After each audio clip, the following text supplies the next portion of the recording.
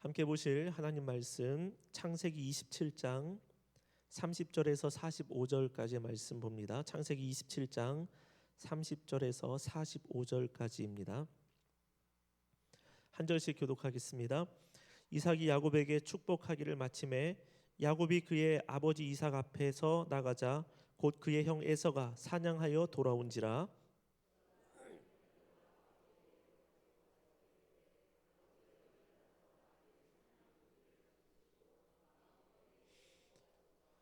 그의 아버지 이삭이 그에게 이르되 너는 누구냐? 그가 대답하되 나는 아버지의 아들 곧 아버지의 맏아들 에서로소이다.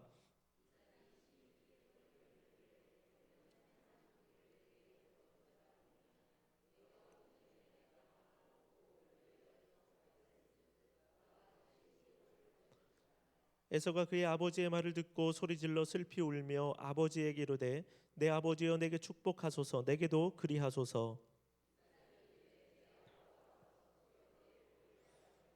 에서가 이르되 그의 이름을 야곱이라 함이 합당하지 아니하니까 그가 나를 속임이 이것이 두 번째니이다. 전에는 나의 장자의 명분을 빼앗고 이제는 내 복을 빼앗았나이다. 또 이르되 아버지께서 나를 위하여 빌 복을 남기지 아니하셨나이까.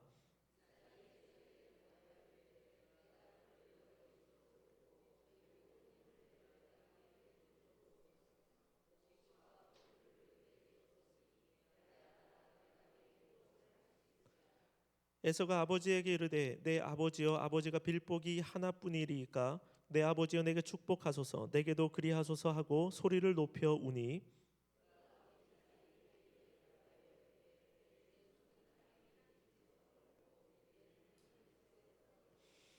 너는 칼을 믿고 생활하겠고 내 아우를 섬길 것이며 내가 매임을 벗을 때에는 그 멍에를 내 목에서 떨쳐 버리리라 하였더라.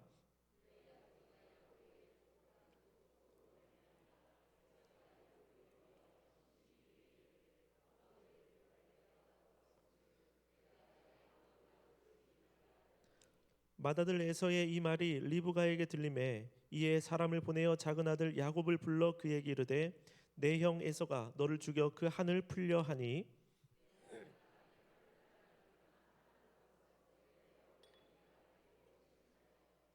내 형의 노가 풀리기까지 몇 날 동안 그와 함께 거주하라. 내 형의 분노가 풀려 내가 자기에게 행한 것을 잊어버리거든 내가 곧 사람을 보내어 너를 거기서 불러오리라. 어찌 하루에 너희 둘을 이르랴. 아멘. 할렐루야. 오늘 기도하는 자리 또 금요 저녁 시간에 하나님의 은혜 받는 자리에 잘 나오셨습니다. 우리 다음 세대들 우리 친구들 보면서 우리 박수로 격려하도록 하겠습니다. 참 꾸준한 것 같아요. 우리 친구들 대단합니다. 자, 앞뒤 좌우에 계신 분들에게도 격려 박수 하도록 하겠습니다. 오늘도 수고 많으셨습니다. 하나님의 크신 은혜 우리의 심령을 가득 채워주시고 또 우리의 영혼을 다시 일으켜주시는 귀한 역사가 이 자리 가운데 오늘도 임할 줄로 믿습니다. 일본을 보면 일본에 깨진 도자기를 금으로 이어붙이는 그런 기법이 일본에 있다고 합니다. 그것을 가리켜서 킨치기라고 한다고 합니다. 키는 금이고 치기는 이어붙이다라는 뜻을 가지고 있다고 합니다. 사진을 하나 보여드리는데요. 저게 킨치기입니다. 깨졌어요.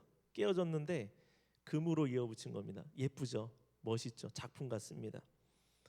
그래서 도자가 깨어진 자리를 연결하는데 금가루를 섞은 오칠을 덧대면서 저것들을 이렇게 붙여나간다고 합니다.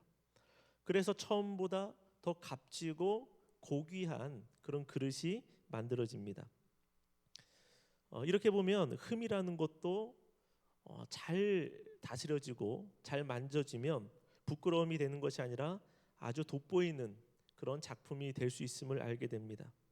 깨어진 흔적이 새로움의 시작이 되는 것 같습니다. 저와 여러분들의 삶도 마찬가지라고 생각합니다. 깨어진 가정, 상처 입은 관계, 또한 과거에 지워버리고 싶은 부끄러운 실수들이 우리의 삶 가운데 있습니다. 그런데 하나님은 그 깨어짐을 외면하지 않으시고 깨어졌다고 우리를 버리지 않으십니다. 오히려 그 자리에 은혜의 금을 발라 더욱 귀한 존재로 귀한 삶으로 저와 여러분들을 만들어 주십니다. 이삭의 가정이 바로 그렇습니다. 정상적인 가정으로서의 순기능이 많이 깨어져 있습니다. 그런데 그곳에 가장 위대하신 장인이신 하나님의 손길이 와닿고 있습니다. 부모는 자녀의 편애를 노골적으로 드러냈고 두 형제는 태어날 때부터 사이가 안 좋더니 장성에서까지 사이가 좋지 않습니다. 경쟁자이자 미움의 대상이 되어버렸습니다. 그래서 이 장자의 복을 주는 이 자리에 축복의 자리가 되기보다는 온갖 술수와 증오가 발생하고 있습니다. 집 밖에서는 우리가 삶을 살아갈 때에 세상에서는 경쟁적인 삶을 살아갑니다. 치열합니다. 그렇죠? 우리도 살아야 되니까. 그런데 적어도 집에 오면 평안함이 있어야 하고 쉼이 있어야 되는데 오히려 집 안에서 긴장감이 더 심한 그런 가정의 모습입니다. 그런데 우리는 이러한 가정을 향하여서도 이삭의 가정을 보면서도 뭐라고 말합니까? 그 가정을 보면서 믿음의 가정이라고 말하는 건 아닙니까?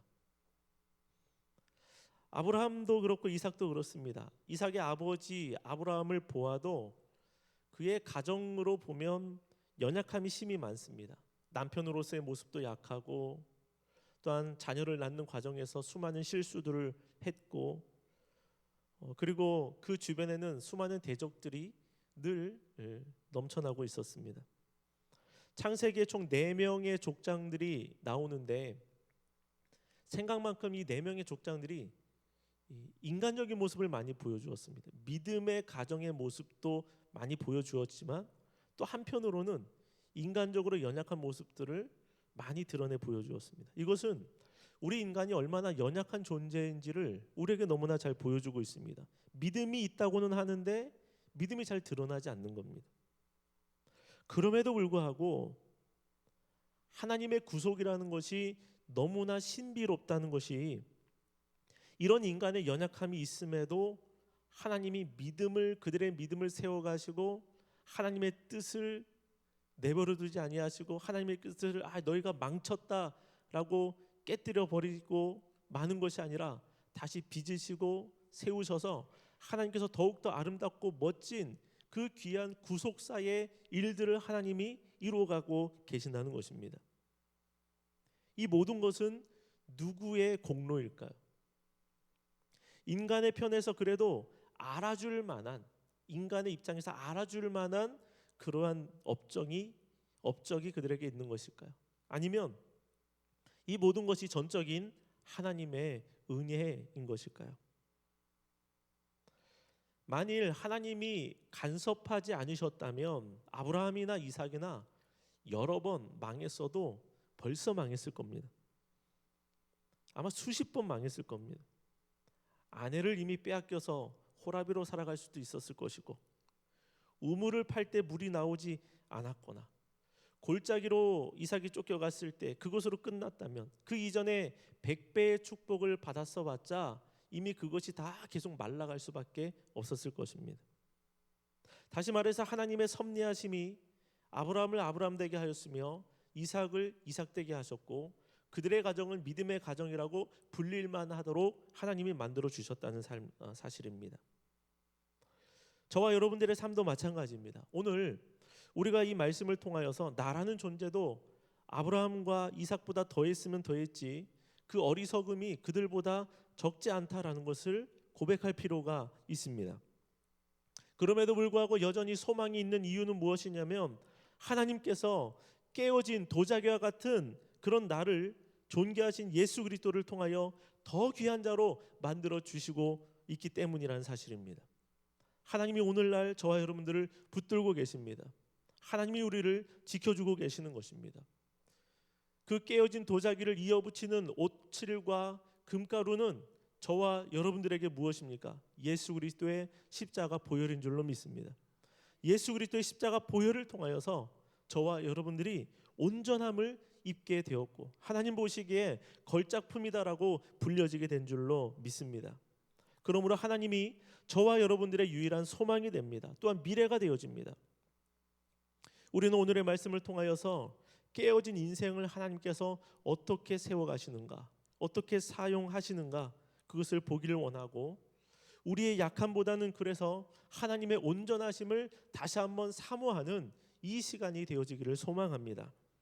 첫 번째로, 속이고 빼앗는 세상 가운데서 하나님은 의로움이 되어주십니다. 사람들은 속입니다. 빼앗으려고 합니다. 그런 과정에서 하나님은 속임이 없는 의로우신 분이라는 사실입니다. 에서는 뒤늦게 사냥한 고기로 음식을 만들어 옵니다.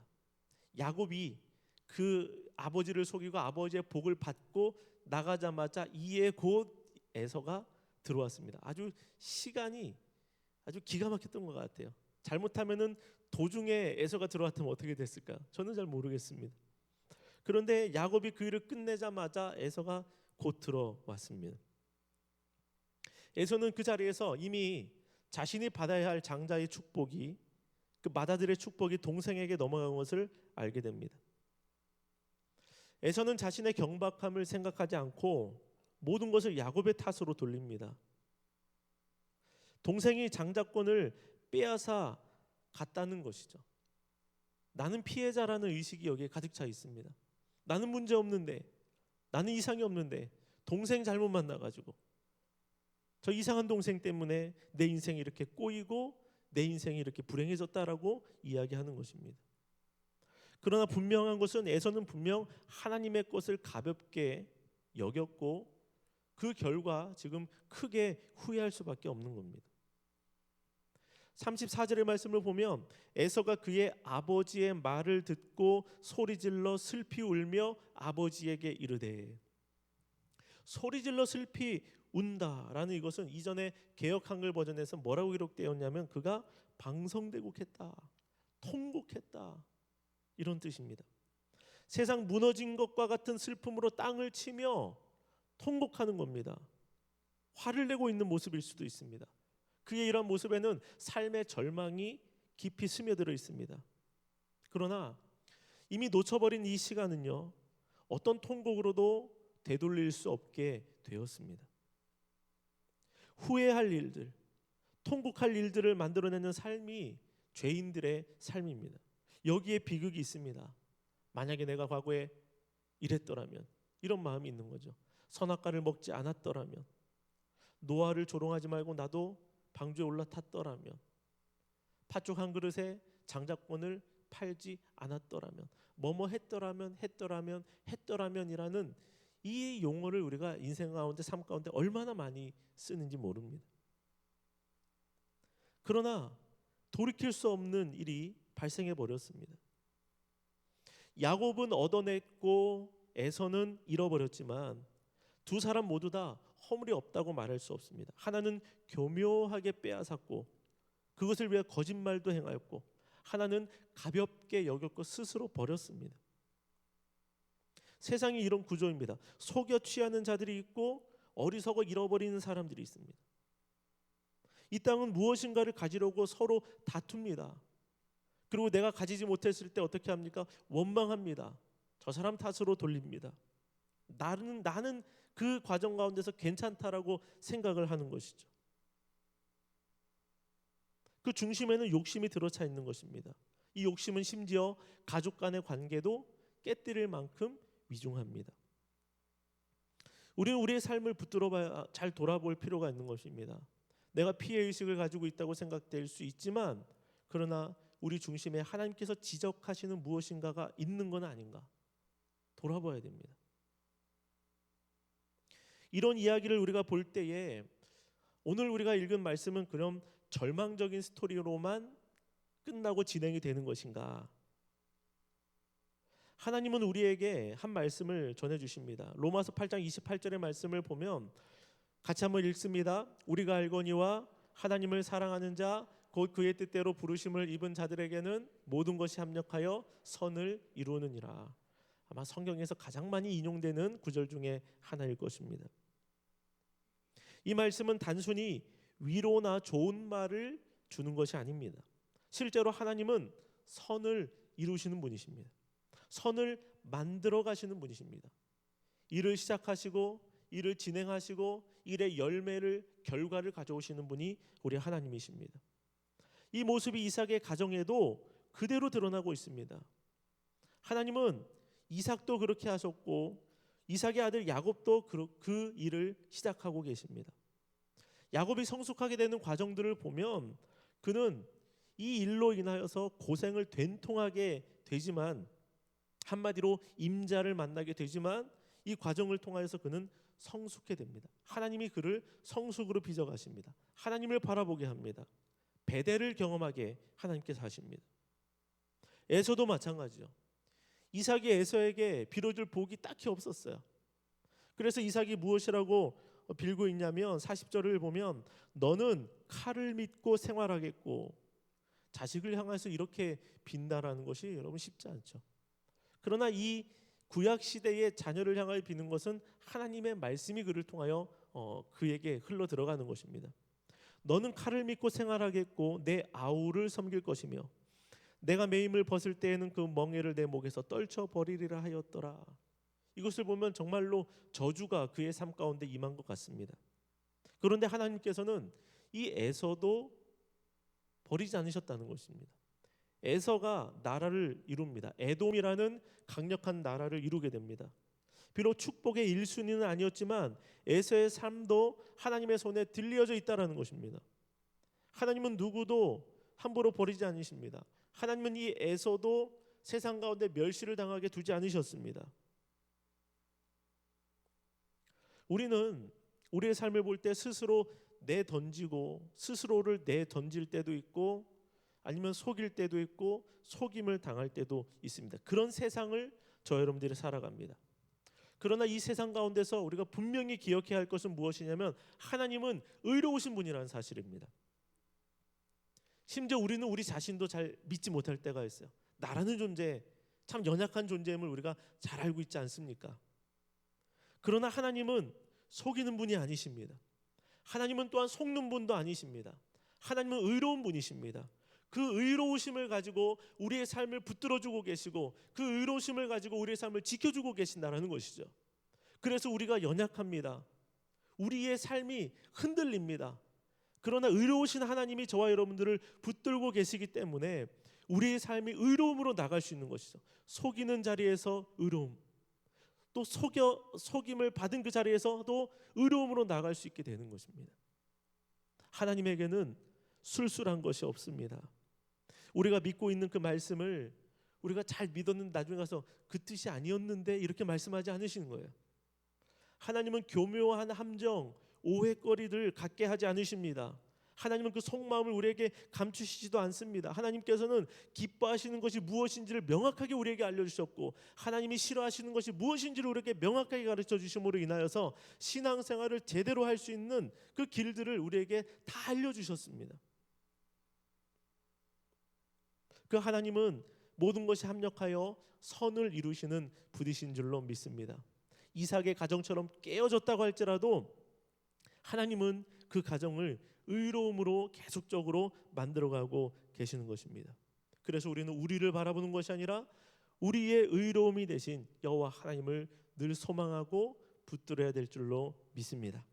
두 번째로 하나님은 약속의 말씀을 반드시 완성시키십니다. 약속의 말씀이라는 것은 무엇이냐면 아브라함과 맺었던 약속입니다. 아브라함과 맺은 그 언약입니다. 오늘 이 말씀은 단순히 한 가정이 겪은 사건으로서의 의미만 있는 것이 아닙니다. 이 가운데는, 이 스토리 가운데는 그냥 하나의 이야기가 쭉 인간의 이야기, 인간적인 이야기가 쭉 흘러간 것 같지만 이 속에 숨은 행간에 하나님의 손길이 계속적으로 들어오게 됩니다.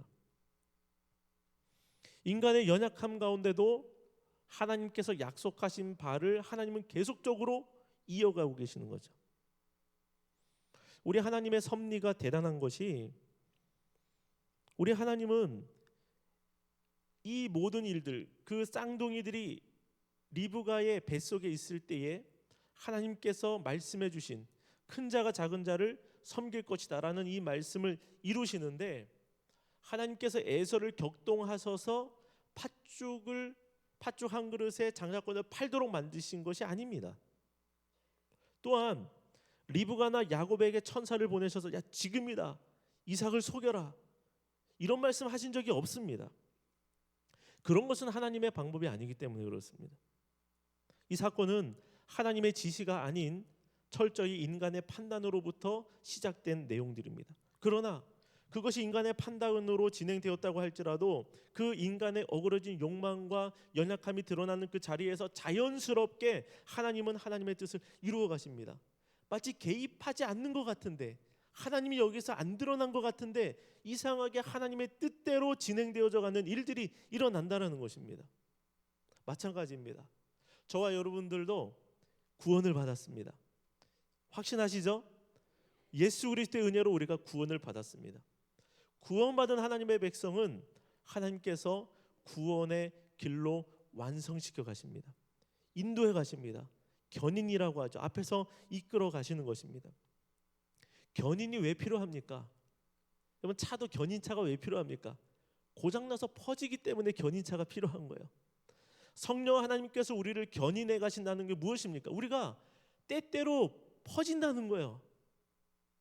타이어가 터지고 엔진에서 김이 나고 가다가 갓길에 세워놓고 갓길에 또랑에 빠지기도 하고, 그러니까 성령께서 우리의 삶 가운데 함께 하시다 우리의 인생을 끌고 가시는 거예요. 이끌어 가시는 겁니다. 깨어졌기 때문에, 부서졌기 때문에 다시 세우시고 회복해 가신다라는 것입니다. 이게 은혜입니다. 하나님의 말씀을, 하나님의 약속을 하나님께서 우리를 놓지 않으시고 이끌어 가 주시기 때문에 우리가 오늘날 신앙의 삶을 살아갈 수 있는 것이고, 다시 흐트러졌다가도 믿음의 자리 가운데 돌아올 수 있는 것이고, 우리의 구원받을 자격이 없는 것 같은데 그래도 끝내 우리를 구원의 자리까지 데려다 놓으시는 분이 우리 하나님이시라는 것입니다. 이런 모든 것을 가리켜서 하나님의 마스터 플랜이라고 하지 않습니까? 하나님의 종합적인 청사진이 있습니다. 그 청사진, 그 설계도대로 하나님께서 이 역사를 이끌어 가시고 하나님의 나라를 세워 가시는 것입니다. 제가 어릴 적 보면 저희 어머니가 뜨개질을 할 때가 있었습니다. 그러니까 털뭉치를 이렇게 풀어가면서 이렇게 뜨개질을 계속 해나가요. 근데 어릴 때 그 털실을 건드려 가지고 꼬아버린 그런 경험이 있습니다. 털실이 막 꼬여버려가지고 이거 풀지도 못하고 어떻게, 제가 좀 풀어보려고 사태를 수습하려고 이렇게 막 하는데 할수록 더 꽉 묶이고 이게 난리가 난 겁니다. 나중에 어떻게 합니까? 잘라내야죠. 결국은 버려야 됩니다. 그 자리를. 그러나 우리 하나님은 어떤 분이십니까? 인간의 손이 닿아서 꼬여버리고 막 어떻게 해결할 수 없는 그런 모습들조차도 우리 하나님은 완벽하게 풀어내신다는 사실입니다. 매듭이 지어져서 매듭을 풀어야 되는데 우리의 일이 매듭이 안 풀려집니다. 그 매듭을 누가 풀어주실 수 있을까요? 하나님이 풀어줄 수 있습니다. 또 매듭을 지어야 되는데 매듭이 안 져집니다. 그 매듭을, 우리의 인생의 길에 반드시 묶여야 될 그 매듭을, 마무리해야 될 매듭을 누가 지어주실까요? 하나님이 지어주십니다. 하나님께서 작은 자를 높인다고 하셨을 때에 인간의 손이 닿은 그곳에는 엉키고 설키는 일들이 발생했습니다. 그런데 하나님께서는 그 꼬인 실타래를 기가 막히게 풀고 계시다라는 것입니다. 인간의 편에서 저지른 그 모든 저지레들을 하나님께서 풀어가시면서도 하나님의 처음에 가지셨던 계획들, 약속들이 온전하게 다 이루어져 가고 있다는 것입니다. 그렇기 때문에 저와 여러분들은 하나님의 약속이 반드시 성취된다는 그 믿음을 가져야 됩니다. 하나님의 약속은 하나님의 말씀입니다. 하나님의 말씀은 변하지 않습니다. 사람은 흔들려도 하나님의 말씀은 흔들리지 않습니다. 진리이기 때문에 그렇습니다. 사실이기 때문에 그렇다는 것이죠. 진리라는 것이 무엇입니까? 흔들려서도 안 됩니다. 진리는요. 진리는 변해서도 안 됩니다. 진리는 말이 바뀌어서도 안 됩니다. 진리는 옷을 갈아입어도 안 됩니다. 처음 주어졌을 때나 지금이나 미래나 이 진리는 여전해야 진리가 되어지는 건 아니겠습니까? 하나님의 말씀이 진리이기 때문에 이 말씀은 반드시 성취가 된다는 것입니다. 사람은 약속을 잊어버려도 하나님은 반드시 기억해내십니다. 우리는 말씀에서 빗나갈지언정 하나님의 말씀은 목적을 향하여 계속적으로 흘러가고 있다는 것입니다. 그러므로 우리가 말씀에 매어 달려야 됩니다. 말씀에 묶여야 됩니다. 그래야 우리의 삶이 그 말씀에 따라서 말씀에 있는 복을 우리가 얻게 되어지고 말씀의 성취가 우리의 삶 가운데도 나타나게 되는 것입니다. 이사야서에서는 이 사실을 이렇게 기록하고 있습니다. 이사야 55장 10절 11절의 말씀입니다. 같이 한번 읽도록 하겠습니다. 이는 비와 눈이 하늘로부터 내려서 그리로 되돌아가지 아니하고 땅을 적셔서 소출이 나게 하며 싹이 나게 하여 파종하는 자에게는 종자를 주며 먹는 자에게는 양식을 줌과 같이 내 입에서 나가는 말도 이와 같이 헛되이 내게로 되돌아오지 아니하고 나의 기뻐하는 뜻을 이루며 내가 보낸 일에 형통함이니라. 아멘.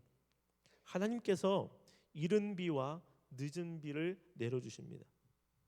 그런데 이른 비와 늦은 비가 내려서 어떻게 되냐? 그것이 하늘로부터 내리는데 하늘로 다시 바로 올라가는 게 아니라 땅을 적시고 소출이 나게 해서 싹이 나고 파종한 그것에 열매를 얻게 한다라는 것입니다. 때에 맞게 내려주신 이른 비와 늦은 비가 열매를 맺도록 한다라는 거예요. 그것처럼 하나님의 입에서 나오는 말씀도 어떻게 됩니까? 헛되이 돌아오는 것이 아니라 그 하나님의 말씀이 어떻게 됩니까? 기뻐하는 하나님의 기뻐하는 뜻을 이루어낸다라는 것입니다. 때에 맞는 비처럼 하나님의 말씀이 때에 맞게 저와 여러분들에게 임하는 줄로 믿습니다. 오늘 지금도 그러한 일들이 일어나고 있습니다. 이 자리에서 나에게 맞게 나의 상황에 맞게 하나님의 말씀이 지금 전달되고 있는 것입니다. 그래서 그 말씀이 하나님의 뜻을 반드시 나타내는 것이죠. 예수님의 십자가가 바로 그렇습니다. 하나님의 말씀의 가장 큰 성취가 어디에 나타나느냐? 바로 예수님의 십자가라는 것이죠. 대제사장과 종교 지도자들이 그토록 예수님을 제거하려고 했지만 그 육신을 상하게 하는 것으로도 그 악한 뜻들을 이루어낼 수 없었습니다. 그들은 거짓 증인을 세웠고 빌라도는 민심의 눈치를 보았고 심지어 제자의 배신까지 있었습니다. 그러나 사탄은 사방으로 강력한 조치를 취하였지만 강력한 공격을 해왔지만 이렇게 완벽해 보이는 올무조차도 하나님의 뜻을 막아낼 수 없더라는 것입니다. 하나님께서 선포하신 말씀 예수 그리스도께서 내가 죽었다가 사흘 만에 다시 살아나리라 라고 선포된 그 말씀이 있는 그대로 이루어졌습니다. 주님께서 사흘 만에 부활하신 것입니다. 정확한 시점에 이루어졌습니다. 그러므로 우리는 알아야 됩니다. 말씀을 붙든 자는 흔들릴지언정 무너지지 않습니다. 우리보다 하나님의 말씀이 앞서 행하십니다. 하나님의 말씀은 우리의 계산을 넘어서게 됩니다. 하나님의 말씀은 완벽히 불가능해 보이는 그런 상황이라고 할지라도 하나님의 말씀은 상황에 휘둘리지 않는 것입니다. 사랑하는 성도 여러분, 우리 안에 어떠한 깨어짐이 있든지 어떠한 실패가 우리의 삶 가운데 있었든지 어떤 후회함이 있었든지 상처가 있든지 하나님의 말씀은 오늘도 살아서 역사하는 줄로 믿으시기를 바랍니다. 나는 보지 못해도 하나님은 지금도 일하고 계시는 것입니다. 그러므로 내가 가는 그 길은 생명의 말씀 안에 거하는 길이 되어야 합니다. 하나님의 말씀을 붙들어야 됩니다. 그 말씀을 지켜 행해야 됩니다. 그 말씀 가운데 나를 들여야 되는 것입니다. 그래야 우리가 살아나는 것이죠. 하나님께서 말씀을 통하여서 이 모든 깨어진 가정을 세워가고 계시는 것처럼 그 언약의 말씀을 따라서 그 말씀을 붙들 때 우리의 가정도 우리의 심령도 우리의 영혼도 다시 한번 일어나게 되는 역사가 있게 될 줄로 믿습니다. 마지막으로 이룰 수밖에 없는 인생을 더함의 인생이 되도록 하십니다. 하나님의 역사입니다. 하나님이 없는 삶을 여러분 생각해 보신 적이 있습니까? 우리는 때로 너무나 많은 부분에 있어서 당연히 있어야 하는 것처럼 주변을 생각하며 살아갈 때가 많이 있습니다. 숨쉬는 공기도 당연해야지 되고 나의 재산도 당연히 유지되어야 되고 줄어들면 안 되고, 지금의 관계들도 내가 세워왔기 때문에 이 관계는 나에게 유익이 되어져야 한다라고 생각을 합니다. 건강, 가족, 물질, 평온함의 일상들, 이 모든 것들이 다 그렇습니다. 우리는 내가 잘해서 얻은 것으로 알 때가 참 많이 있는 것 같습니다. 그러나 하나님이 없으면 우리는 아무것도 아닙니다. 하나님이 없으면 갈수록 쪼그라들 수밖에 없는 인생이 저와 여러분들의 인생입니다. 우리가 아기로 태어나서 성장하고 자라가지만 결국은 약해지게 되고 늙고 병들게 되어 있습니다. 오늘이 어제보다 낫다라고 말할 수 있지만 어제보다 약한 경우가 얼마나 많은지 모릅니다. 나이 들수록 지혜로워진다고 하지만 때로는 나이 들수록 고집만 세질 수도 있는 것입니다. 우리는 이삭과 리브가, 에서, 야곱처럼 잃을 수밖에 없는 인생입니다. 부족한 인생입니다. 서로에게 미안함을 가질 수밖에 없는 인생입니다. 이삭도 그렇죠. 얼마나 미안했겠습니까? 사랑하는 두 자식을 잃을 위기에 처해 있는 것이죠. 어찌 두 사람을 잃으리요 하루에, 이런 말들을 그가 하지 않습니까? 에서는 동생과 장자권을 잃을 수 있고 야곱은 부모와 형제를 잃을 수밖에 없는 상황에 처해졌습니다. 우리가 창세기의 말씀을 꽤 오래 보고 있는데 창세기는 하나님과 멀어지게 될 때의 인생이 어떻게 되는가를 너무나 잘 설명해 주고 있습니다. 한 사람의 인생을, 정말 그의 일생을 처음부터 부르신 그때부터 쭉 죽을 때까지, 그의 자녀가 일어나서 그의 자녀가 또 다른 자녀에게 넘겨줄 때까지 그 인생을 전체적으로 보여주고 있거든요. 그렇기 때문에 이 창세기의 말씀은 하나님을 가까이 할 때 어떤 일이 벌어지고 하나님을 멀리 할 때 어떤 일이 생겨나는지를 너무나 잘 보여주고 있는 말씀입니다. 하나님을 멀리하게 될 때의 인생이 쪼그라지고 하얀 곡선으로 내려간다는 것이죠. 그 예로 롯, 또 에서 대표적입니다. 롯이 아브라함을 따라다닐 때는 그 복의 사람을 통해서 그도 함께 복을 받았습니다. 풍요로움을 누렸습니다. 그러나 더 좋은 땅을 위하여서 아브라함을 그가 떠나서 소돔 땅으로, 그곳을 에덴 동산처럼, 에덴처럼 생각하여 소돔으로 들어갔을 때에 이제 롯의 인생은 상승곡선을 멈추고 그때부터 내리막길로 계속 내려갑니다. 소돔에 가서는 전쟁에 휘말려 포로가 됩니다. 심판이 임할 때는 가지고 있던 재산들 다 날려버립니다. 아내도 잃어버립니다. 그 이후에는 말하고 싶지 않지만 딸과의 근친상간으로 모압과 암몬이라고 하는 이스라엘을 괴롭히는 족속이 거기서 나옵니다. 분기점이 어디입니까? 아브라함, 하나님이 함께 하시는 아브라함을 떠날 때 그런 일들이 그때부터 시작되었다라는 것입니다. 하나님의 임재가 있는 곳을 떠났을 때, 하나님과 멀어졌을 때의 인생은요, 그때부터 하얀 곡선입니다. 에서도 동일합니다. 장자권을 소홀히 한 그 결과로, 하나님의 것을 가볍게 생각한 결과로 오늘에 이르게 되었습니다. 다시 말해서 우리의 인생에 하나님을 제외하게 된다면 남는 것이 아무것도 없고 잃어버릴 것밖에 없는 것입니다. 그러므로 우리가 지금 내가 현재 누리고 있는 것이 있다라고 생각이 된다면, 그리고 나의 삶이 믿음이 더해지고 하나님 나라의 상급이 더해지고 있다면 우리는 무엇보다도 기뻐하는 자가 되어야 할 줄로 믿습니다. 하나님께서 우리를 붙들어주고 계시기 때문입니다. 하나님이 우리를 더함의 인생으로 만들어 주십니다. 하나님이 간섭하시니 이삭처럼 깨어진 이 가정이라고 할지라도 그 가정을 붙들어주고 계시는 것이고, 비극이 생길 뻔하지만 최악으로 나아가지 않도록 하나님이 지켜주고 계시는 겁니다. 하나님께서 이러한 깨어짐 가운데 개입하십니다. 그릇이 깨지면 계속적으로 그 담겨져 있는 것이 새나갈 수밖에 없는데 하나님께서 이 모든 것들을 막아주시는 것입니다. 하나님은 더 이상 손대지 못할 것 같은 상황에서도 우리를 다시 빚어주십니다. 담을 수 있게 만들어주신 겁니다. 아까 처음에 보았던 킨치기, 그 그릇처럼 깨어져 있는 상태에서 내버려두면 무엇을 담을 수 있겠습니까? 그냥 쓰레기통에 들어갈 수밖에 없는 것이죠. 그러나 여호와 하나님이 우리를 빚어주심으로 인하여 예수 그리스도의 생명이 우리 가운데 들어와서 살아있는 하나님의 자녀, 천국 백성이 되어짐으로 인하여서 우리는 이 그릇에 보배로운, 가장 보배로운 이 질그릇 같은 우리에게 가장 보배로운 것을 담을 수 있는, 보물을 담을 수 있는 존재가 되어지게 된 것입니다. 고린도서 4장 7절에서 10절 말씀을 우리가 보기를 원합니다. 한번 같이 읽어보겠습니다. 우리가 이 보배를 질그릇에 가졌으니 이는 심히 큰 능력은 하나님께 있고 우리에게 있지 아니함을 알게 하려 함이라. 우리가 사방으로 우겨쌈을 당하여도 쌓이지 아니하며 답답한 일을 당하여도 낙심하지 아니하며 박해를 받아도 버림받지 아니하며 거꾸로 뜨름을 당하여도 망하지 아니하고 우리가 항상 예수의 죽음을 몸에 짊어짐은 예수의 생명이 또한 우리 몸에 나타나게 하려 함이라. 아멘. 깨어져 있지만 다시 더 멋진 그릇으로 재탄생되었습니다.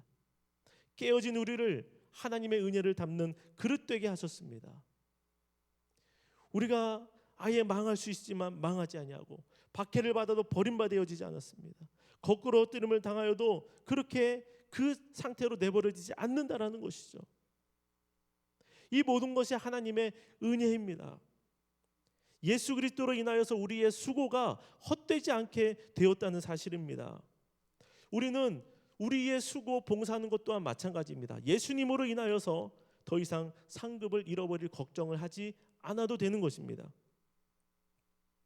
그러므로 나를 나되게 하신 하나님 옆에 머무시기를 바랍니다. 하나님을 예배하시고 기도하는 자리에서 주님을 뜨겁게 찾고 부르짖으시기를 바랍니다. 깨어졌다고 할지라도 마이너스가 아니라 새 나가는 것이 아니라 거기에 더해지게 하시고 담게 하시고 하나님의 영광을 위하여서 우리가 달려갈 수 있도록 하나님이 능력을 더하여 주시는 것입니다. 헨리 나우엔이 상처 입은 치유자라는 말을 했습니다. 자신의 외로움, 상처, 실패 이런 것들을 숨기지 않고 오히려 드러냄으로써 더 많은 사람들을 돕고 치료하는 사명자가 된다는 말입니다. 게다가 설령 내 안에 치유받지 못한 영역이 있다고 할지라도 하나님의 은혜 아래서는 누군가에게 그것도 위로가 된다는 말을 하는 것입니다. 우리도 마찬가지입니다. 내 안에, 우리의 가정 안에, 어쩌면 우리 공동체 안에 깨어진 조각들이 있을 수 있습니다. 그러나 그 깨어짐은 부끄러움이 아니라 하나님의 은혜가 붙드는 그런 놀라운 역사가 될 줄로 믿습니다. 내가 당한 눈물과 내가 가지고 있는 이 슬픔은 누군가의 아픔을 이해하는 통로가 되어질 줄로 믿습니다. 하나님은 깨어진 자를 크게 쓰십니다. 깨어졌다가 회복된 자가 더 귀하게 쓰임받을 것입니다. 금으로 덧댄 도자기처럼 상처 위에 하나님께서 은혜로 새 살을 입혀주실 줄로 믿습니다. 그 상처는 이제는 치유의 흔적이 되어질 것이고 그 흔적은 누군가에게 소망이 되어지고 우리에게는 그리스도를 자랑하는 자랑거리가 되어질 것입니다. 그렇기 때문에 우리의 삶은 절대로 실패로 끝나지 않습니다. 이삭의 가정이 실패한 것처럼 보이지만, 자녀 교육이 망한 것처럼 보이지만, 형제 관계가, 부모 자녀 관계가 어그러진 것처럼 보일 수 있지만 실패가 아니라는 것입니다. 하나님이 그 속에 계시기 때문에 그렇다라는 것이죠. 그래서 하나님은 오늘도 저와 여러분들의 인생을 더해지는 인생으로 만들어 주십니다. 하나님을 믿고 다시 걸어가시기를 바랍니다. 깨어진 것 염려하지 마시고 하나님 손에 깨어진 채로 나를 들이시면 하나님께서 예수 그리스도의 이름을 통하여 저 여러분들을 온전하게 빚어 주시는 줄로 믿습니다.